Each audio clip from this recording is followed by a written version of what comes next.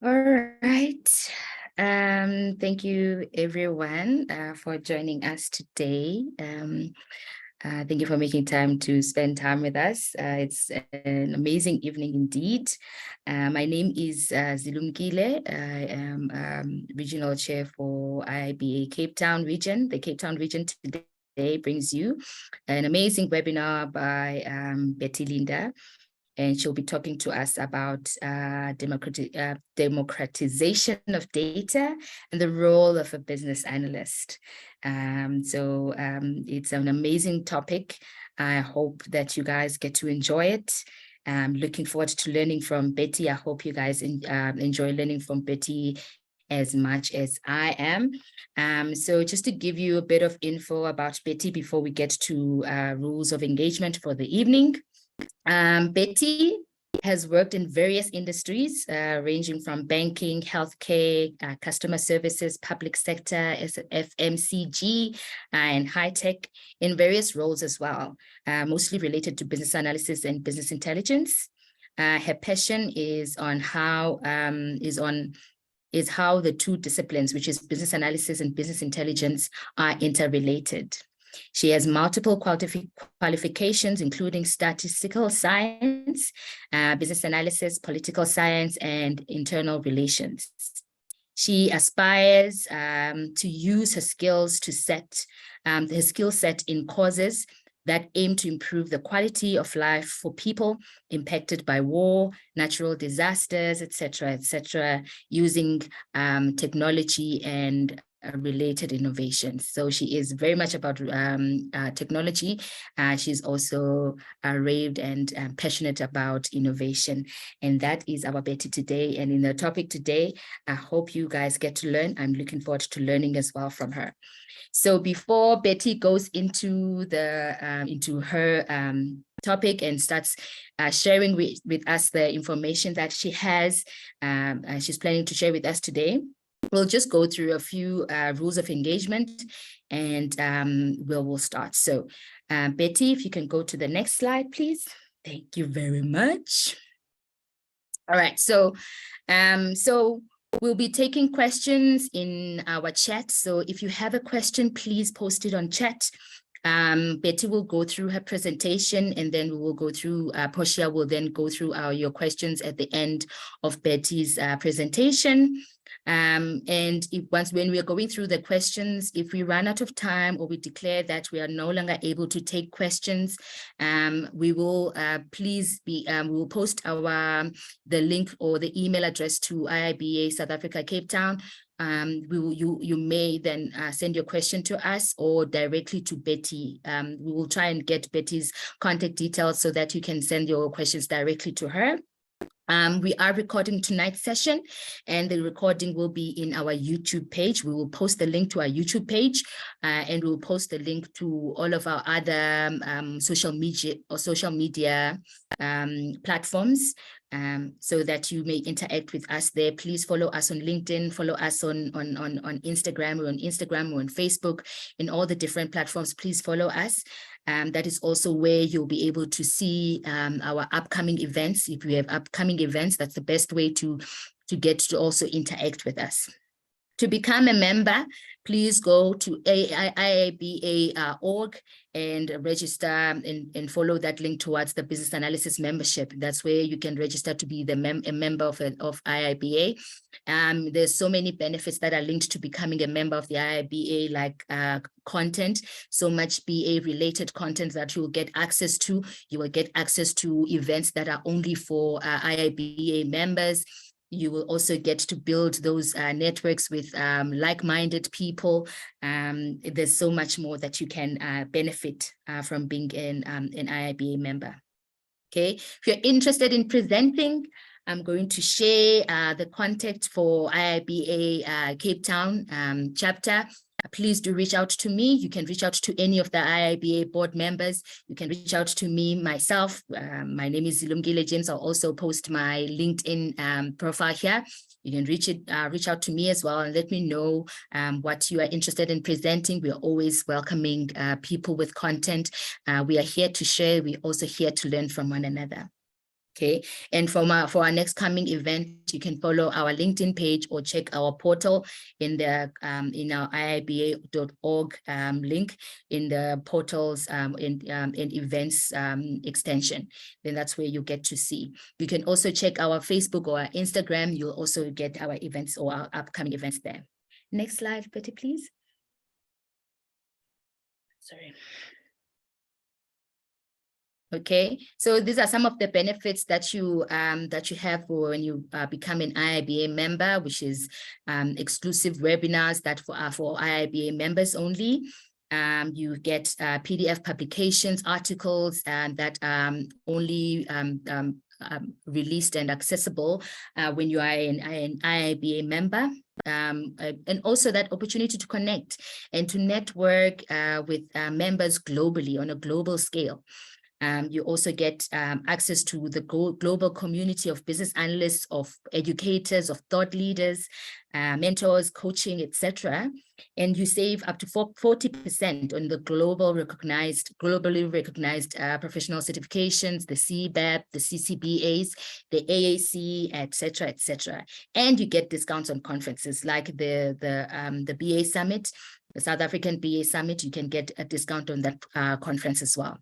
So those are some of the benefits that you can have. And if you are interested, you're not really sure how, I'll post our email address here so that you can reach out and ask your questions. We can assist you in getting the clarity that you need in order for you to make that decision to become an IIBA member. All right, we'll not take any more of your time. Betty I'm gonna hand over to you and you can go ahead. Thank you, Z. Okay. I'm just going to go through our agenda before we start so that we know what's on the table for dinner tonight, since we're having this during dinner time. The first thing that we're going to talk to is just a light moment. Some call it icebreaker. I like to call it a light moment. I love Dilbert. It's the best comic strip for me. So I always like to break the ice or have a light moment with Dilbert. Thereafter, we're going to look at the importance of data in the organization. Why is data important and why are we harping on about it? Then we're going to look at the topic for discussion today, democratization. What is it really? And how does the BA actually fit into all of this? Then we're going to look at the benefits and obviously the challenges, because you cannot look at the pros without looking at the cons of data democratization. Then we'll look at the adoption of the democratization in any organization and how to successfully implement this. Then lastly, we're going to look at organizational drivers, because they do talk to all of this in terms of the data democratization and the role of the BA again in this. And then we'll have QA at the end for 5 minutes or more, depending on when I finish. And then I'm sure you've all had these expressions that are in the bottom. Data is the new oil. It guides the roadmap for business strategy, and it's the most valuable commodity next to human capital. So I'm sure you've all heard this, and it's one of the things that makes data so important in any organization. And I'll show you why just now. But before we do, this is literally a light moment. In light of the context of South Africa at the moment, the price of light is less than the cost of darkness. And I think we can all agree. I will definitely say yes to that. So we all worry now, there's load shedding, I've got an important meeting, I've got an important presentation. Is my backup, ready? Can it last for the duration of so the price of light really is less than the cost of darkness. And this is one of our favorite researchers who's done a very powerful research house, that's AC Nelson. And if we look at what Dilbert, which we know the organization in which Dilbert works is chaotic at the most. This scenario just shows us that at first he didn't have any numbers, but he's presenting some numbers. And he says he didn't have the accurate numbers, so he just made them up. So he literally just thumbsucked them. And he says that studies have actually shown that the accurate numbers aren't more useful than the ones that you actually make up. And somebody poses a very valid question. How many studies actually show that? And he says 87 with confidence, but that's obviously not a fact. It's just something, again, that he thumbsucked. So again, this organization is obviously going down the drain because they're not using information that's valid or real or accurate. And then Dilbert's boss, my favorite after Dilbert, he's lazy. He never wants to do anything. He never wants to do anything according to standards. He never wants to do anything according to best practice. He just wants to be the boss and dictate. So he's presenting to his teams that the sales estimates looks like this. So they're increasing, as you can see, exponentially. This is really great. But one, I think it's Sue, she then says, that looks like the chart you showed us yesterday about our travel budget. And his answer, cocky, confident, is the company is standardizing on this one chart. So everything is increasing exponentially over time. So we've seen this in some organizations as we've dealt in our BA roles and our different roles. We've seen this in some organizations. And unfortunately, this does not inform the right types of decisions. So our role as BAs is very critical, and we have a role to actually play in all of this. And you'll see why just now.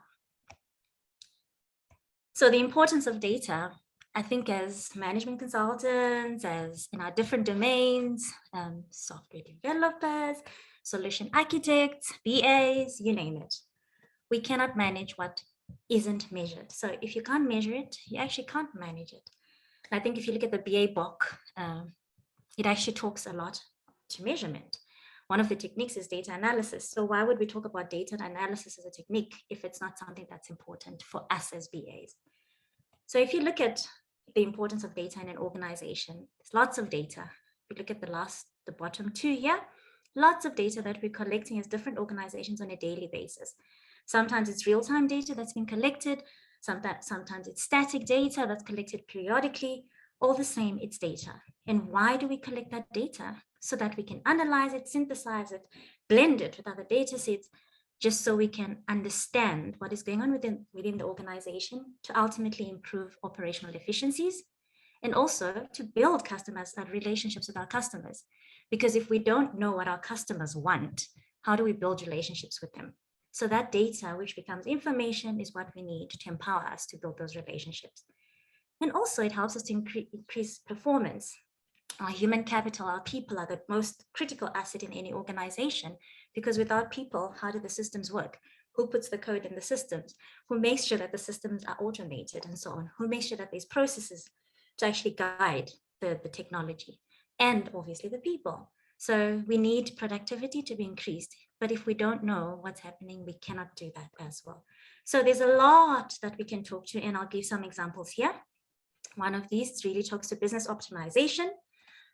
It also helps us to make better business decisions because we're talking from a place of fact and not thumb sucking like Dilbert's company.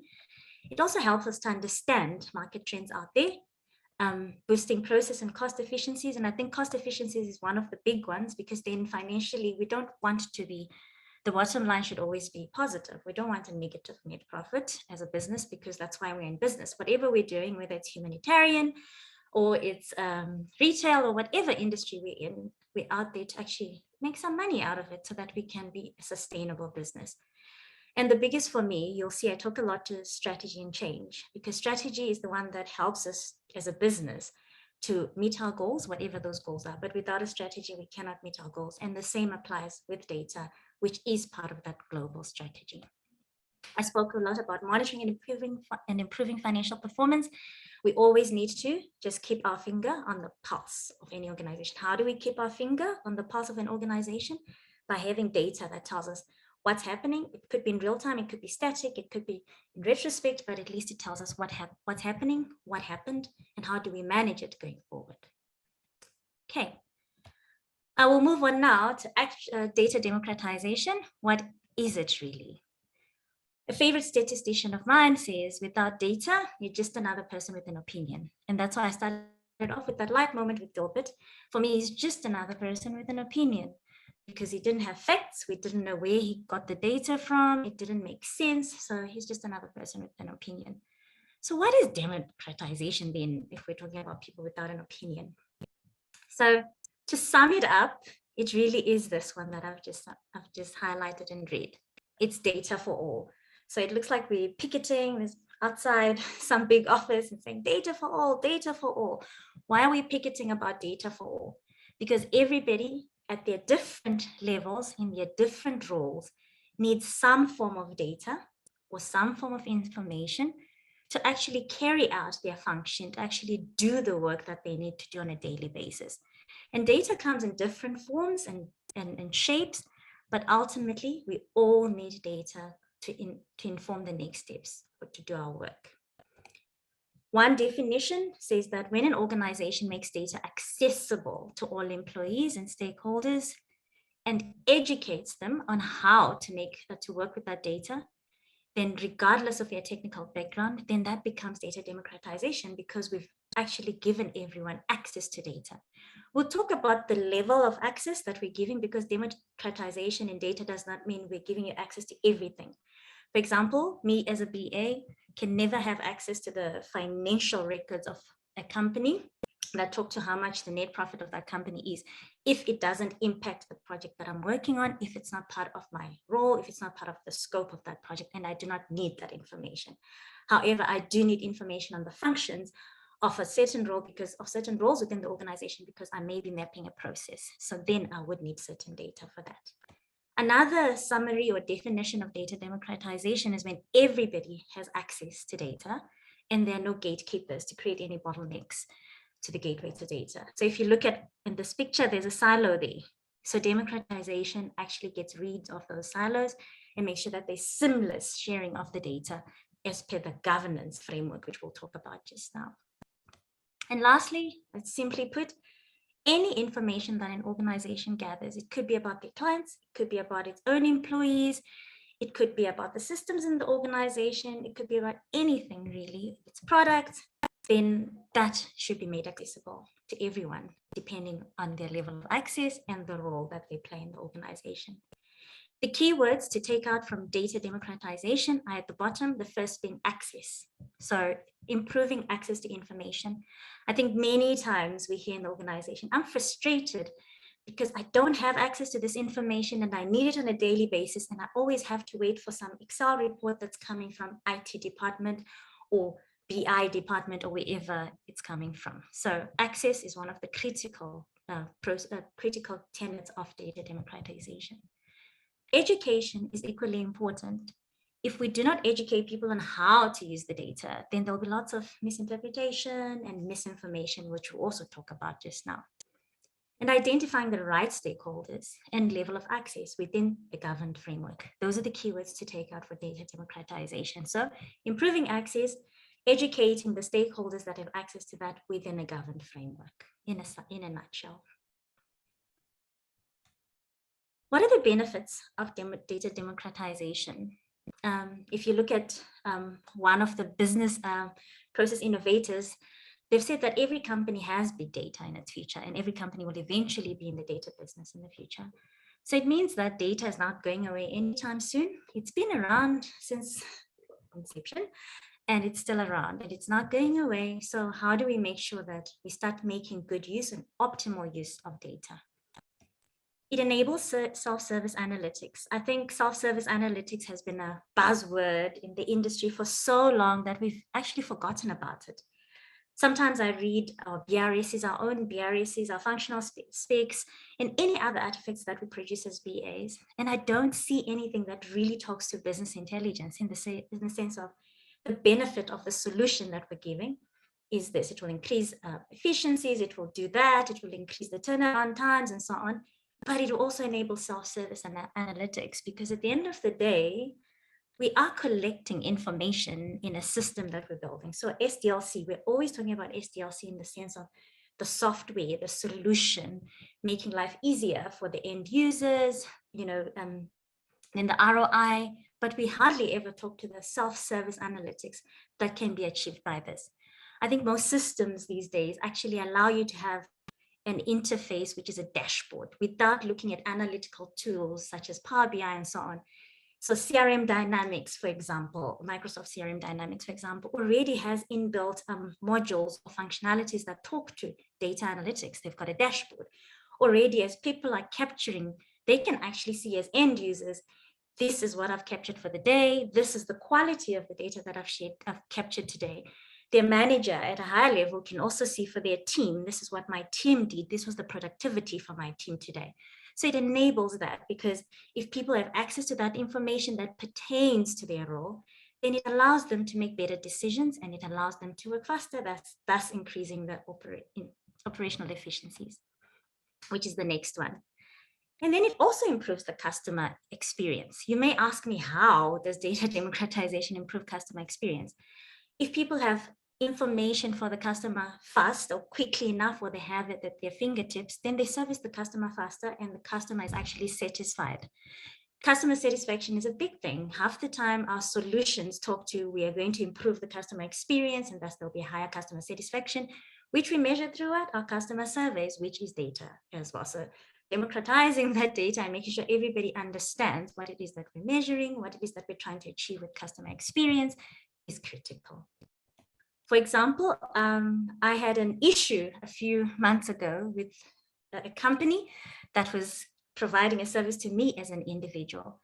And because the consultants at the end or the other end of the line did not have the right information, and I was giving them the right information, but they kept capturing it wrong. And in the end, they all said no. When they apologized to me as a customer, they said, no, it was the system. So I said to them, the system, okay. And as a BA, I put on my BA hat and I thought, wait, the system does not work in isolation of people and technology. So the PPT came into mind, people, process, and technology. And I was like, it doesn't work in isolation. Someone entered that information into that system and someone forgot to either save, because maybe the system doesn't have an auto-save function. Maybe load shedding happened and then my information disappeared. So that's why they sent my stuff to the wrong address, for example. And technology, there must be a framework of reference, which is a process that says, if a customer complains about this, this is how you handle that complaint, ABC. So they didn't follow anything. So then I said to them, I don't think that's a process issue, but I don't think that's a system issue, but we know that our company DVT actually has representation in your company. So maybe we could help you. But yeah, that's a discussion for another day. So sometimes as BAs, we need to interrogate these answers that we get. Oh, it's a system thing. It's not necessarily a system thing sometimes, most times. And then what does democratization also do? It empowers and fosters innovation. So if we go back to the self-service analytics example, we've got BI analysts, we've got BI developers who are busy doing and developing these reports and dashboards on a daily basis. We could actually, by democratizing the data and providing self-service analytics, we free up their time and they actually start to innovate in their departments, in their domains. It allows them to look at the data a little bit more. So half the time we're doing paint by numbers exercises where we're just giving a count of this. These are the number of sales we made over this period. It's going up, it's going down. We're not answering the whys. We're not answering the exceptions half the time because there's no time to do that.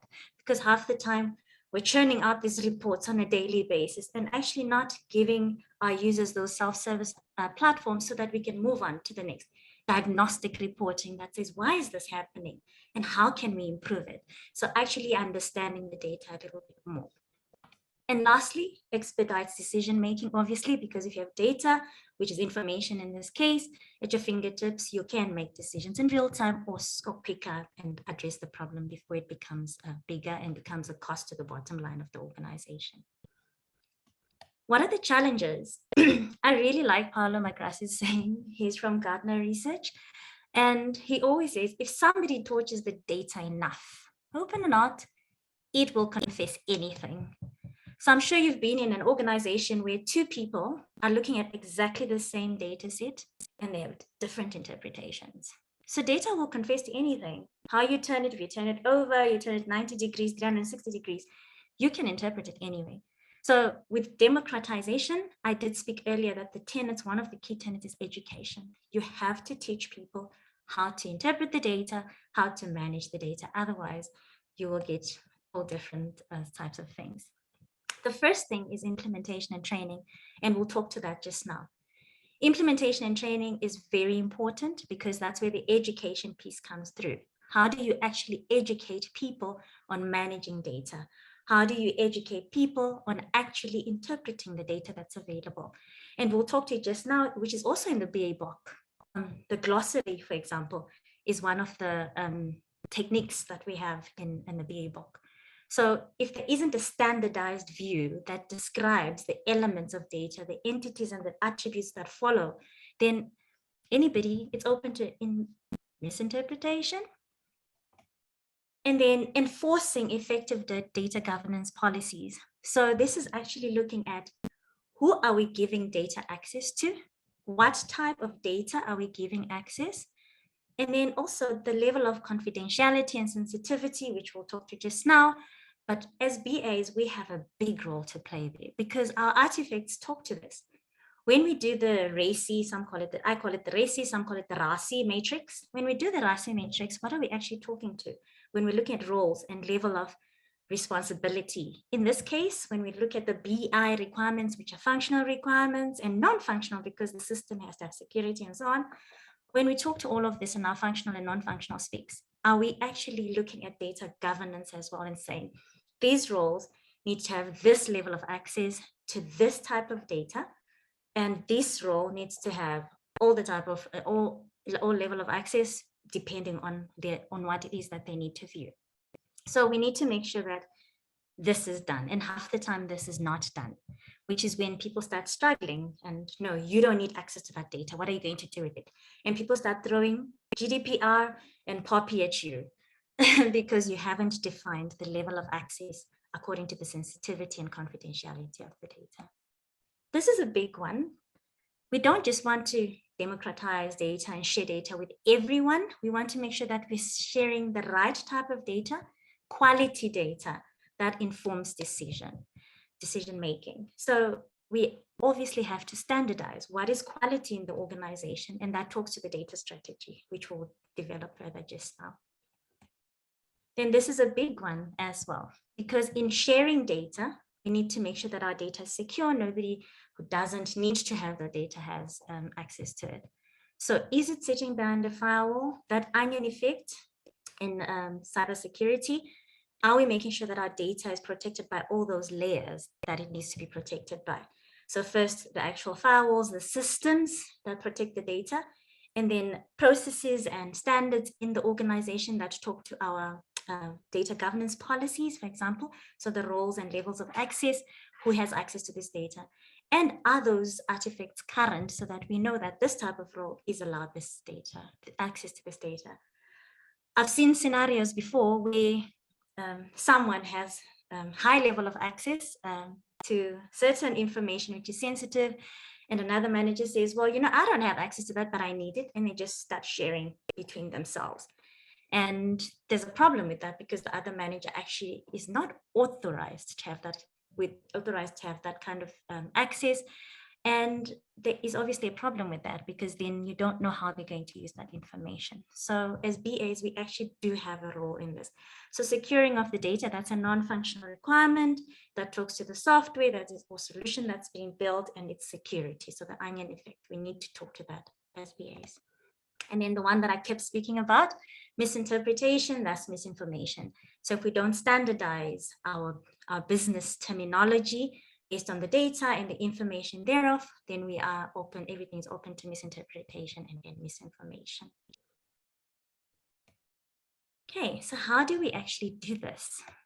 I put this and I thought, maybe it doesn't quite say, encapsulate what I'm trying to say here, but I'll tell you why I ended up putting it in. It says it's from Oscar Wilde, who's actually a poet. He says it's very sad that nowadays there's very little useless information. I'd say it's actually a good thing that there's very little useless information. So we're collecting our organizations, small, big organizations are collecting data on a daily basis. The forms that we are forever designing as BAs and the field validations that we're putting in, mandatory, non-mandatory, the type of fields, the length of those fields, the type of the data that we're collecting. So when we do all those forms, and we are actually informing all of this because data is collected every single day. At its lowest level, the website, where we're saying register before you actually use this or buy anything, register so that we have you as a customer, so that we're not repeating the registration process of getting your details. that's already a level of getting information, and it's not useless. It's very, very powerful and important information. So the opposite here is now true from what Oscar Wilde said. I'm very big on data strategy. And I believe as a BA, the first thing that we need to do, whatever project we are assigned in an organization, is to get a view of the global strategy. It doesn't have to be the detailed strategy, but just an overview that helps us to understand, okay, this bus that we've now gotten onto, in what direction is it going to? What is the ETA to that, you know, to the actual destination? What is the destination? You know, so if we don't understand that as BAs, I think sometimes we get lost in the here and now, and then we're not seeing where we're supposed to be going and how our project actually fits into the bigger picture. With that said, with data democratization, it's the same. I think you've seen with strategies have a component of people strategy. A strategy will have a sales strategy. So how to increase revenue in the turnover in the organization within a certain period. And then the people strategy, how to create a culture that is conducive, a culture that has duty of care, you know, a culture of these are employees, showing that they actually care for their employees and so on. So the HR policies and all of that cascades from the global strategy. We don't often see data strategy as an input into that global strategy as well. And that's where I feel that as BAs, we actually have a big role to play. So we need to understand what is the culture in the organization that we've gotten into. And when I say culture, I'm now talking to the data culture. How is data treated in an organization? Do people treat data as an asset? You know, the oil, the new oil? Or do people just say, oh, you know what, it doesn't matter. If you don't know what to capture, they just assume this. Assumptions are okay if they are business rules that have been adopted in the absence of a clear or scientific measure. However, you need to understand that culture, the level of maturity in this organization in terms of data. Are people just happy with, oh, you know what, the paint by numbers? I just want to know what happened, how many sales we made, how many people are in the organization, how many this, how many that account. If people are just interested in that, then that means you can actually classify them as a low level maturity in terms of data within the organization. You can be part of that journey to actually evolve to the next level, so medium up to, you know, as they mature, you can be part of that journey by influencing some of these through the types of recommendations you make when you have your discussions, whatever workshops you have, you can actually start influencing. So I'm not saying go in and change. Yes, you are part of the change team as a BA, but you can influence some of these. It enables decision support. How do you talk to enabling decision support? So when you write your specs, for example, especially the functional spec, there's always a section where you talk to the benefits. I think enabling decision support is one of the key benefits of data democratization. So I would always copy and paste enabling decision support because that is standard. Then looking at architecture and related costs, is that included as part of a strategy of the data strategy as well? So is there architecture that supports this? So you want us to develop a solution for you, but do we have the right architecture and other related resource costs? So at the end of the day, there's got to be people that actually extract that information from the system that we're building. And those people that extract that information, is it user-friendly? Because sometimes it's like, oh, the data is there, but we can't really take it out. It doesn't really make sense because it's free text. So the reasons, for example, so we know the count of this happened, but we don't know why it happened because it's just, there's a lot of free text. It's not clearly defined. So that's a big role that we can play as BAs, because we can then, as we design those forms, so if there's an outcome, for example, in a process, what is the reason for that outcome? So that, because that informs an action on the part of the decision maker. And the reason can be predefined. Obviously, we don't want a lot of others because other becomes like free text field. It doesn't really tell us much, but we would like to understand. So in your information elicitation reason, what are the reasons we have scenarios? What type of scenarios do we have? Because that will inform the reasons, and you can summarize them or categorize them so that at least the reasons are still captured and they can be pulled out. That can be automated as part of the data ingestion process. This, which I've been harping on about as well, very important for democratization. The ecosystem in which the data resides. Data governance is a big thing. So the security, so that onion layer, which I spoke about earlier, the access, who has access, the sensitivity of the data, so roles, levels, which I spoke about, privacy, what type of data we're sharing within the different roles and levels of access. So we always have to take into consideration POPI, GDPR, and obviously the quality of our data, which is also within the governance system. So if we don't look at those, then data democratization becomes a challenge because we're just sharing and anybody has access to the information that they're not supposed to have access to. And lastly, data literacy. It's important, which I spoke about the education earlier as a big tenet of data democratization. So what is the culture within the organization? We already spoke about that. But data dictionaries, very important. So there's two schools of thoughts on data dictionaries. Some feel they're redundant because they just take time to do, but they're important. Glossaries, because they standardize business terminology. Someone in another department might take turnover to mean something else. In sales, it means something different. In human capital, it means something else. Turnover in capital is people leaving. Turnover in sales is the income we're getting and we're generating as a business. So you need to look at standardizing business terms and actually making sure everybody's on the same page with different business glossaries. ERDs, they tell us exactly what we have in our systems. So especially for us as BAs, I always say, we're always mapping the as is to the to be. If we don't know what that landscape looks like for the as is, then it's very difficult to actually map the to be. So ERDs tell us, okay, this is what we have in the databases that we're looking at. And in those databases, this is the cardinality. These are the relationships, the one-to-manys, the one-to-one relationships that exist between the different entities. These are the primary keys. And it helps us also to not repeat things that are wrong, or for example, to repeat the mistakes. It helps us to enhance existing systems as well, because sometimes just because the as is going to be the to be doesn't mean we are actually sunsetting the existing systems. Sometimes it just means we're running parallel systems next to each other. So it helps us to make the right decisions in terms of the solution that we're looking at. And then the biggest thing that I keep saying here is we do drive adoption as well in data democratization through these three elements. And we are actually enablers in this process and this investment, because data democratization is actually an investment in the business. Okay, and then the last, second last slide, which really talks to my passion, PPT. They say that information is the oil of the 21st century and analytics is the combustion engine. I'm sure you guys know all of this. And I believe that we cannot do any of this data democratization without PPT. And the people in this case, process and technology, you'll see the people, we need the right skills in the organization to make sure that we understand the data in the organization. So us as BAs already understand data.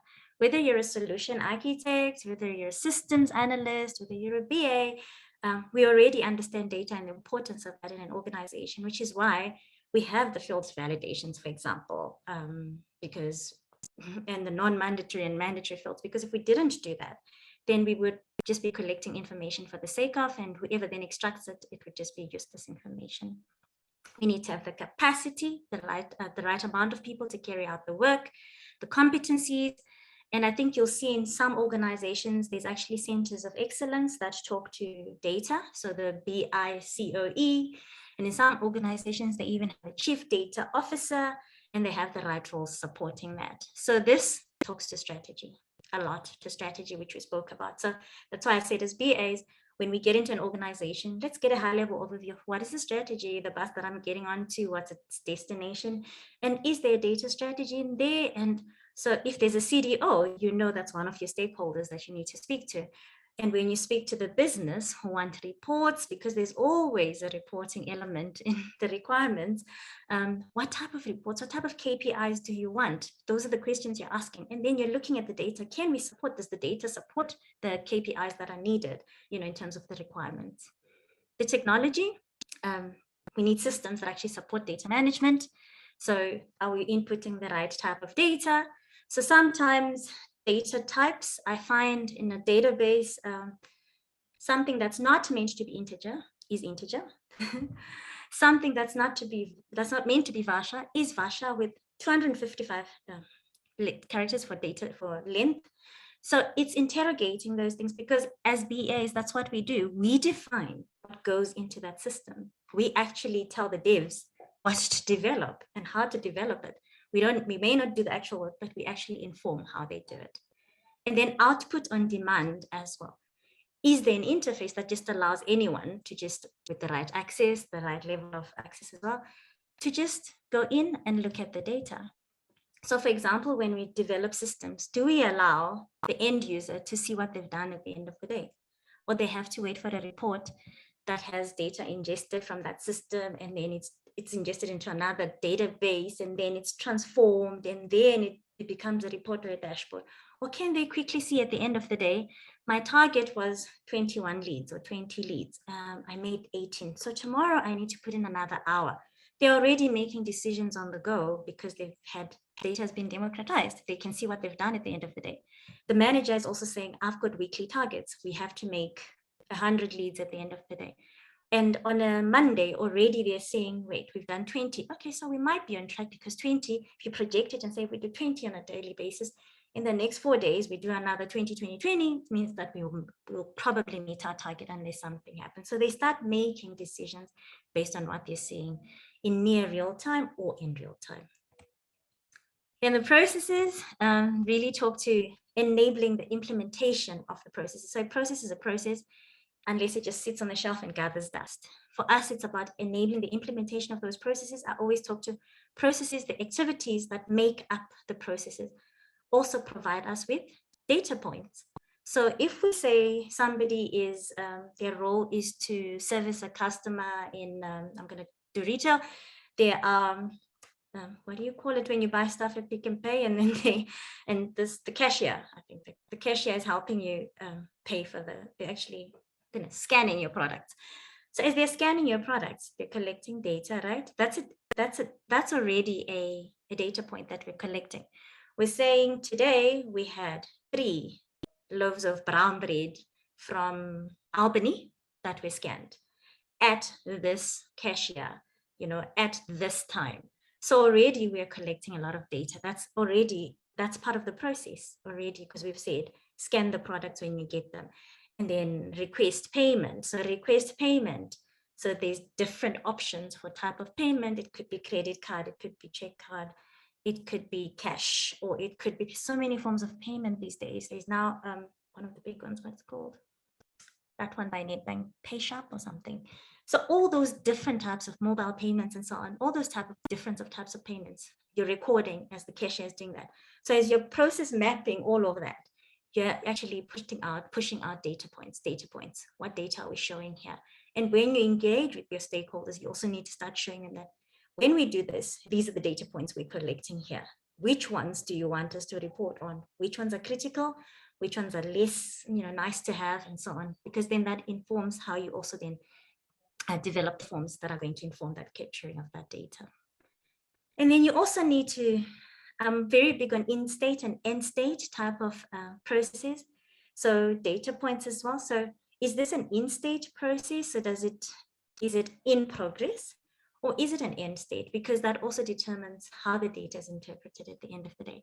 An outcome could be in state, so it also could be end state. So an outcome could be if a bank is processing a loan, for example, a loan application, it could be in state in the sense that it's in progress, pending valuation. Or it could be in end state where it's withdrawn because the client has gotten a better offer elsewhere, or it's declined because the bank has decided not to proceed with that particular application.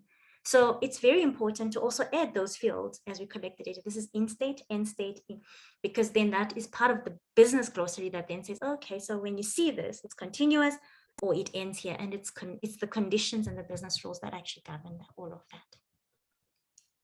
And then the most important part after PPT is putting it all together, and that Venn diagram starts to make sense once we put PPT and BI in the same diagram. So capturing the correct data for each domain to inform the KPIs, which I've already alluded to.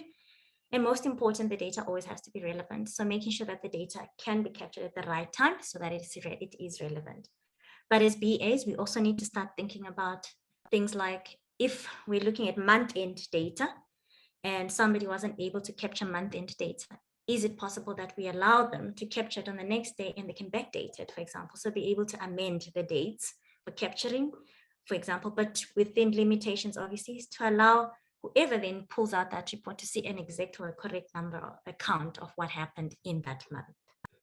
And lastly, using data to inform future decisions on people, process, and technology. How many people do we actually need on the ground to execute the work that we need? What type of systems do we need in place? That's the technology. And our processes robust enough? Do we need to continuously review our processes so that they support the strategy of the organization? Okay. Then lastly, the BA role, and I think I've been saying this a lot, but one of the CAOs within TIBCO, which is an analytical tool, said we should think analytically, rigorously, and systemically about a business problem and come up with a solution that actually leverages the available information. And with that said, I'm just summing up everything I've been saying. We need to align all our work, really, our artifacts, to the organizational change drivers. So the roles, which is the people, the processes that we do a lot of. We do a lot of process mapping, functional decomposition. We do a lot of that. So in that, we need to identify data requirements because they should form part of those artifacts.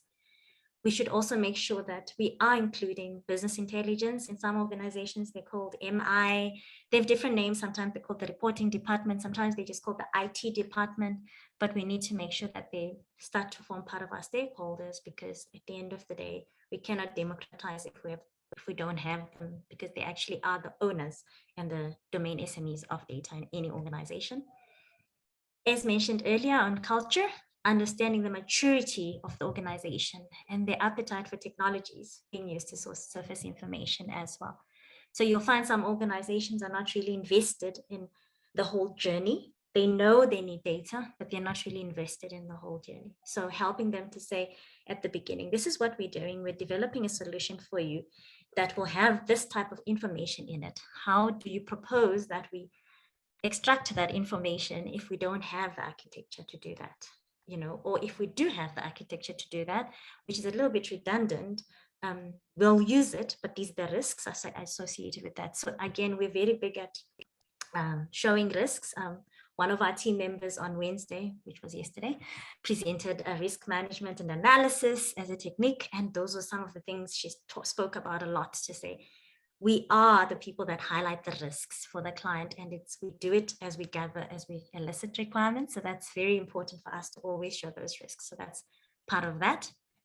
And then if we look at the process and the data, as I said earlier, we always need to look at the relationship between the activity outputs in a process and the data points that are an outcome of that. So we shouldn't negate that. And we should always try to answer these 4 questions as BAs as well. What happened when we're doing this, mapping this process? Why did it happen? When did it happen? And how did it happen? Once we're able to answer those questions, then we are actually talking to the data, and then we are influencing the data democratization process as we're doing that. And lastly, just aligning to the global strategy. So is there a data strategy? You'll find some organizations actually do have this, and you can lean on that as well. And then some data management principles as well. Is it quality data? Is it measurable? Because sometimes it's actually not measurable and the business is harping on about, but we know you capture this, but they don't understand that it's probably free text field that is very difficult to analyze. And I'm not saying that you cannot analyze free text field data. You can. There's content analyzers that you can use, but that's an investment in another software now, which you may not have on the budget. And is it accessible? And that's really it from my side. I'll take questions now. Thank you.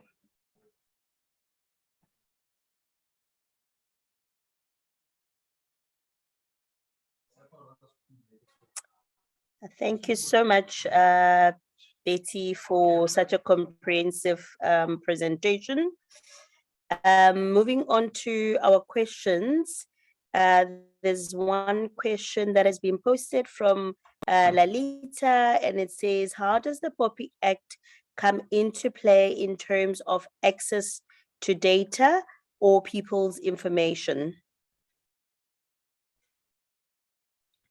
Thanks, Portia. So Lalita, the POPI Act says the data that we collect as organizations, there's 3 tenets. The first being we have to have informed consent from the people that we're collecting the data from. We have to use the data for the reasons that we've told the customers that we're using this data for. And if we're going to share the data with a third party, the customer should also have informed consent around that as well.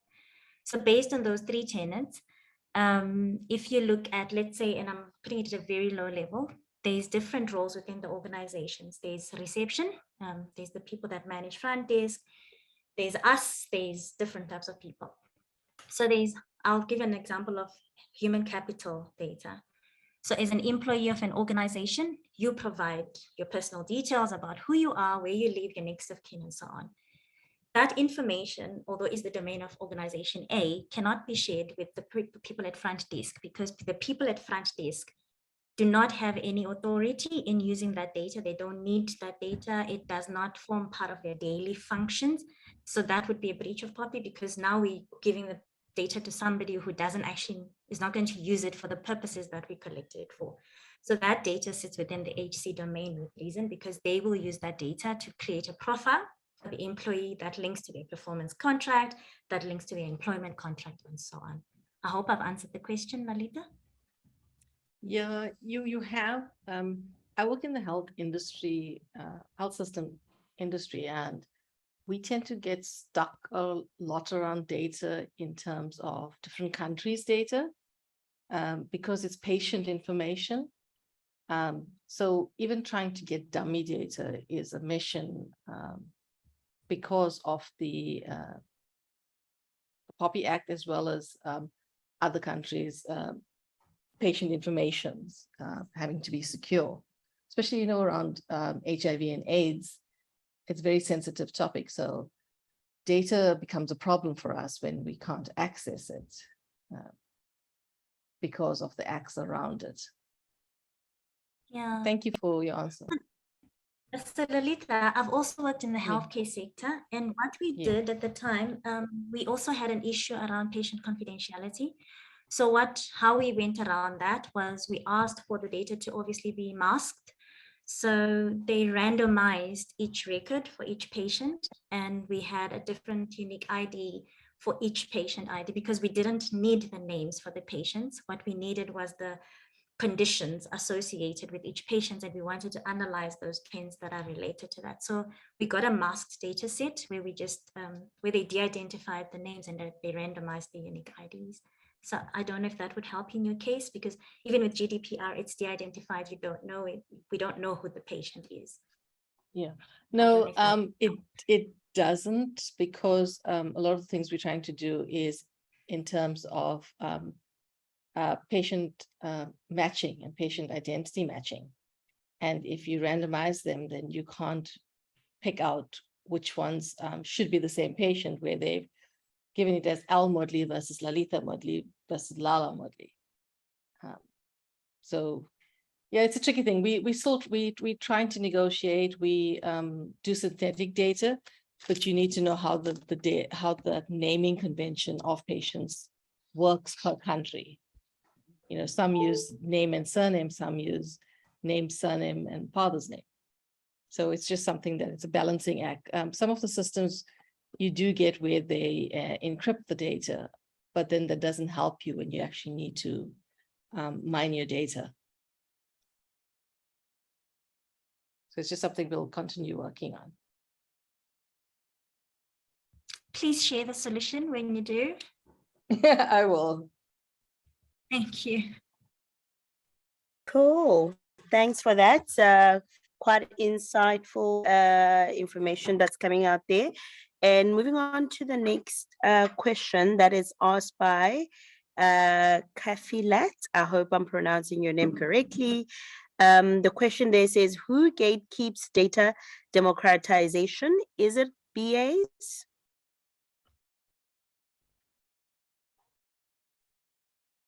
No, actually. So usually it's, goodness, I don't want to say this the wrong way, but sometimes it's the department that has the architecture to store the data.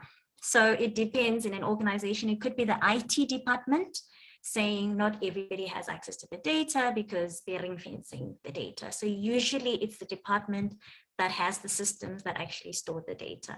And it's different with each organization, but usually IT departments. Does that answer your question? Go for it, Kafilat. Yes, it does. Thank you. Yes, it does. Thank you.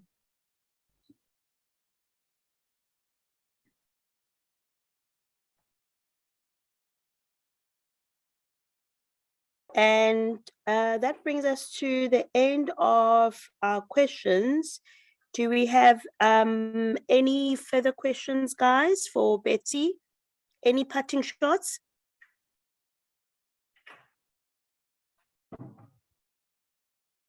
Okay, if there isn't anything, I'll hand back to you, Z, and thank you so much, Betty.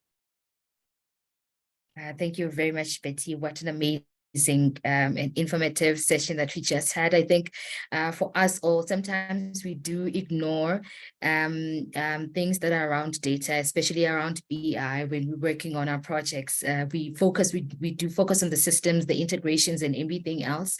And unless you're working on a solution or on an environment that is data focused, you actually ignore or you don't take data into consideration. But as you mentioned it, even processes, the inputs and the outputs of the processes, that's where we are supposed to start looking at it. And I think if everyone, I have learned so much today, and I think in my next process mapping in the next project that I work on, I'll definitely take that into consideration, that is where it starts. We do govern that data. We are supposed to say that this is how the data is supposed to look because it is part of the solution. Thank you very much, Betty. I learned so much today. I think everyone else has. Guys, if you have any more questions that you would like to ask Betty, please connect with us on any of our social media platforms. Send us emails, inbox us if you still need more information. But the recording for today will be available on our YouTube page. Please check it out. I will also post the link when it has been uploaded, so that you can go back and go and relook and re-listen to Betty like I'm going to do, and then take down notes or amend my notes. And let's incorporate data democratization, or incorporate data in our everyday lives, and not ignore it as much as we have in the past. But thank you very much, Betty. We absolutely appreciate. Thank you very much for taking time to come and share with us such information, very golden information with us today. So yeah, thank you everyone for coming, for joining. I hope you have a pleasant evening. Good night, everyone. See you next time. We're going to have another webinar next week. So please do join us and be on the lookout on the registration links on our social media, on our LinkedIn and Twitter. Good night, everyone.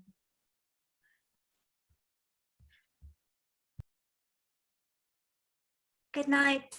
Bye-bye. Good night. Bye, guys.